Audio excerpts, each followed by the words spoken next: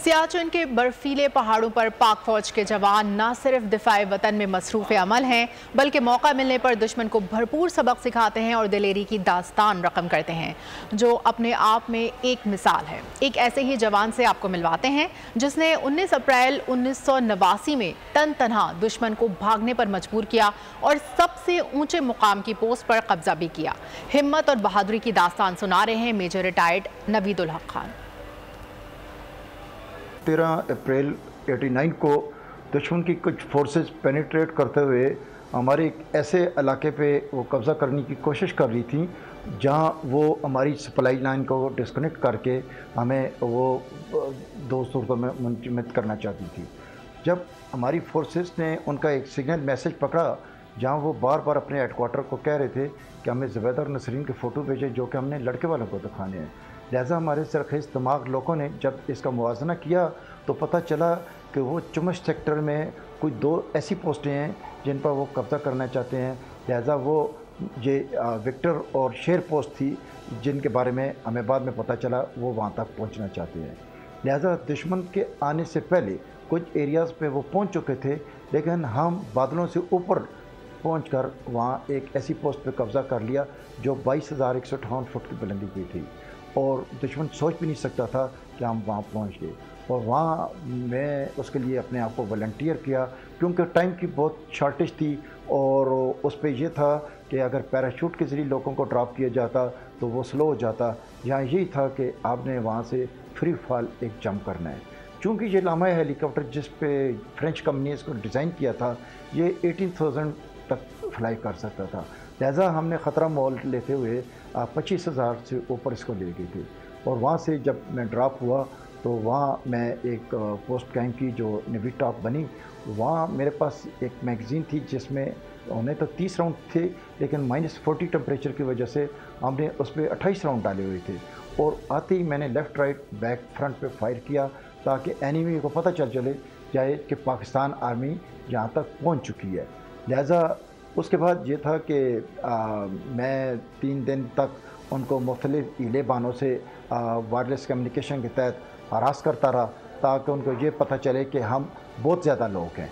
और उसमें पाकिस्तान आर्मी को खातर खौफ कामयाबी हुई और दुश्मन पसपाई पे मजबूर हो गया। जब मुझे वहाँ ड्रॉप किया गया था 19 अप्रैल 89 को, तो चूँकि मैं पहला आदमी था, इस तरह पूरी दुनिया में पहले कभी कोई एक्शन नहीं हुआ था स्लिंग का। चूँकि एली के आप देखें जिस थ्रिल पे एली और उसको आप देखें, और आगे से जब हम जा रहे थे 70 नॉटिकल माइल स्पीड थी जहाज़ की, जबकि वहाँ से ब्लेजर जो चल रहा था वो भी 70 और 80 के दरमियान था। और जब मुझे वहाँ ड्रॉप किया गया तो मैं 3 दिन वहाँ अकेला रहा और उसके बाद मेरा एक जवान उन्होंने ड्रॉप किया था जिसका बंडल और बाकी चीज़ें रास्ते में ड्रॉप हो गई थी और वो अकेला वहाँ ज़ख्मी हालत में आया। हम कारपेट बम्बिंग में 3 दिन तक न सिर्फ ज़िंदा रहे बल्कि दुश्मन का ब्रिगेड माइनस अटैक भी हमने उधर रिपल्स किया। जब नवीद का मेरे साथ रिश्ता हुआ तो इनके भाई ये इत्तला देने आए कि मेरे भाई की टांगें कट गई हैं और आप लोगों की मंगनी और वो ठीक नहीं हो सकता, तो आप लोगों का भी आगे फर्दर क्या आप लोगों की बात चलेगी, आप मंगनी तोड़ेंगे? तो मेरी अम्मी ने ये कहा कि हम लोग पठान हैं, हम एक दफ़ा ज़बान दे दें, चाहे उसकी टांगें कटनी हैं, चाहे वो बिल्कुल बेड पे भी है तो मेरी बेटी उस बेड पे खिदमत करेगी।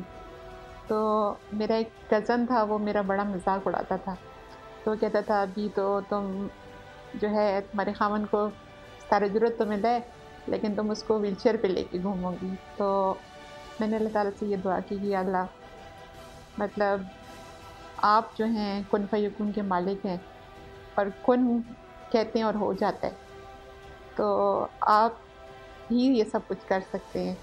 बेशक आप मुझे, क्योंकि उस वक्त मेरी बहुत छोटी एज थी, तकरीबन मैं 16 साल की थी, तो इतनी अकल भी नहीं थी कि दुआ कैसे मांगी जाती है।